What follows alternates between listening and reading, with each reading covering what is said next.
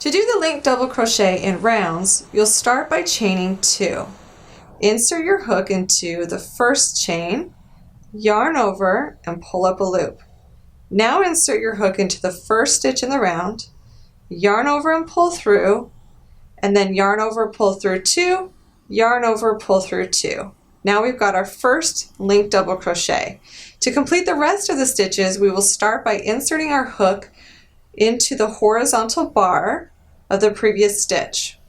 Yarn over and pull up a loop, insert into the next stitch, yarn over and pull through, yarn over and pull through 2, and then yarn over and pull through 2 again, and there's your second linked double crochet. Continue that around.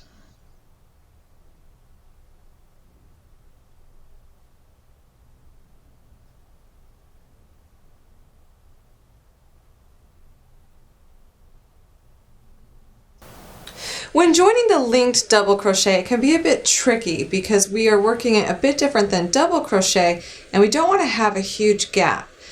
I haven't seen many ways to do this, so I just came up with this, and this is the best I can get so far.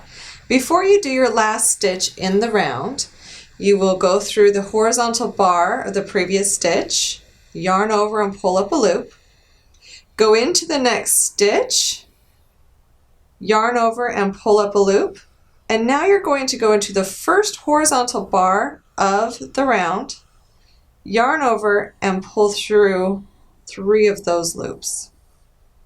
Yarn over and pull through the last 2, and that will complete the last linked double crochet in the round.